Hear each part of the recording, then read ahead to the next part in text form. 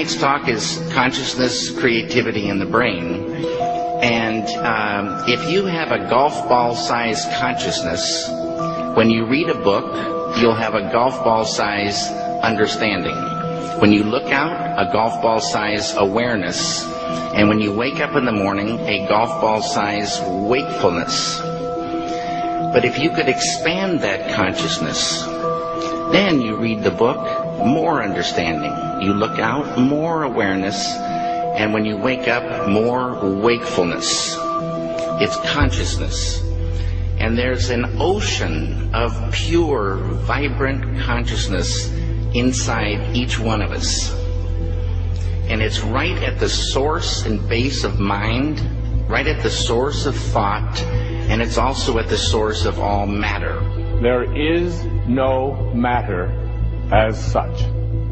All matter originates and exists only by virtue of a force which brings the particle of an atom to vibration and holds this most minute solar system of the atom together.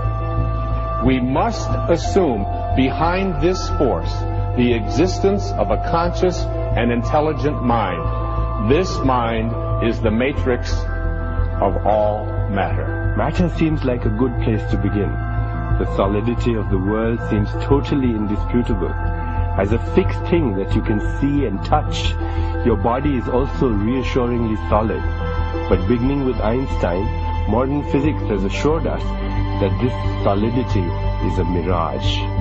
All of physical matter, everything we have around us, is the result of a frequency.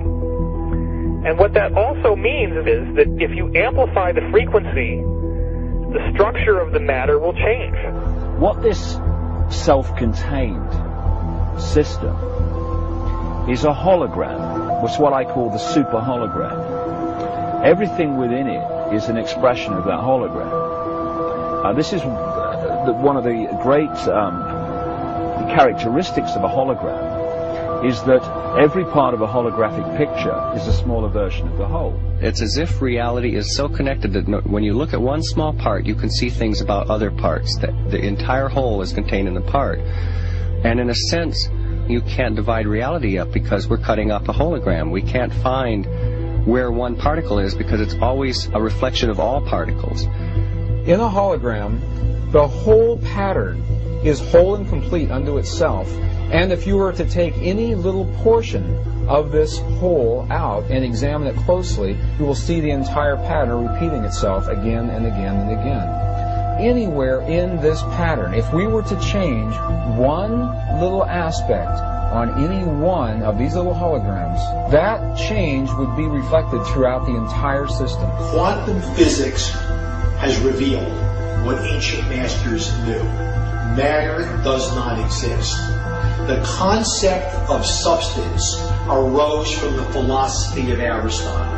And from that concept came science's conception of matter. The fact of the matter is that the substance of the universe is consciousness. Belief that the substance of the universe is matter leads to what I call a fear-greed dichotomy. As people in their quiet desperation attempt to accumulate as many material possessions and riches as possible. In fact, the substance of the universe is consciousness. Therefore, it is behavior that is important. If you get into the realms of fear, fear is a very slow, dense, vibrational state.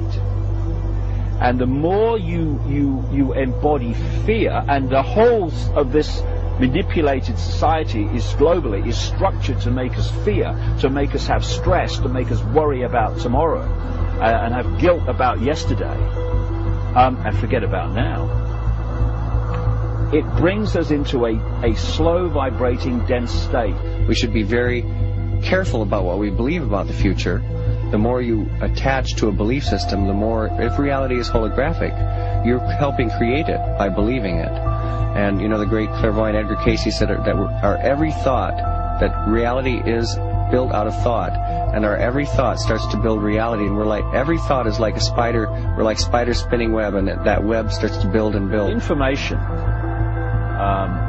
is the key, because this matrix, this illusory reality that we think is real, people say to me, what is the matrix? Answer, it's information. Information creates fractals. As information flow increases, the number of fractals, mathematically speaking, increase. This was demonstrated by a mathematician named Theodore Gordon. Fractals are unpredictable functions, so things are becoming more and more unpredictable.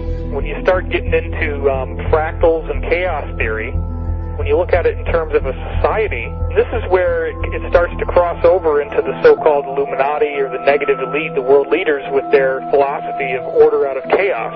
There is some truth to that, in the sense that when the system becomes highly destabilized, there will be random shifts that suddenly self-organize into higher complexity.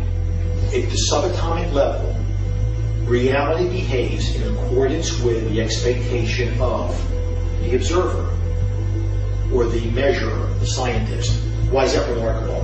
Because everything in the universe is composed of those subatomic particles. These atoms are particles that are whirling at lightning speeds around huge empty spaces, and the particles aren't material objects.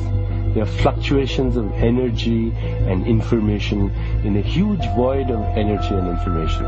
What the science now is showing is that when you can change the field that the atom is in, you change the atom. And we're made of those atoms. So when we have feelings in our hearts, we're changing the field that connects the stuff everything is made of, and we literally are altering our physical reality. Once you establish the reality we live in, and the nature of what the physical body is, it's a biological computer, and the nature of what we are, which is consciousness, and then you start, as I have, looking at the way this world is structured and how it works and why they do this and why they do that, it suddenly brings into crystal clarity why the world is structured as it is. Because, you know, people look through their eyes and they think this is the world, but it isn't. It's a tiny, tiny frequency range within an infinite energy field of infinite frequency ranges. And basically it's like a holographic television channel. It is the act of consciousness that actually creates the building block that the universe is made of. I can't imagine a universe that exists without us, because it's the act of us observing the world around us that is creating, allowing us to create as we go in a participatory universe. We may never find the edge of our universe as we're looking to define what this universe looks like. We may never find the smallest particle in the quantum world to see what this stuff is that we're made out of. And the reason is because everywhere we look, everywhere that consciousness explores with the expectation that something will be there, that exploration, that act of looking, observation, is the act that creates something for us to see. That we are actually building this universe as we go. Consciousness is the programming language of the universe. We are consciousness conductors. That's what we do. That's who we are. Consciousness comes through us. It emanates from us. We are the creators. We are the ones who are targeted on this planet because we are the ones who transmit the reality just like everybody else does. If you switch your brain off and you are sucked into the mainstream media illusion, we must understand that we are being used because we create reality. So if we are manipulated in a certain way, and if we are modulated in a certain way, then our creation becomes not ours but somebody else's. And what happens if we all do it? Everyone in this room decides to take control of reality. I'm talking about reality. I'm talking about quantum physics. I'm talking about taking control of things from the quantum level up, from the molecular level up, and it works.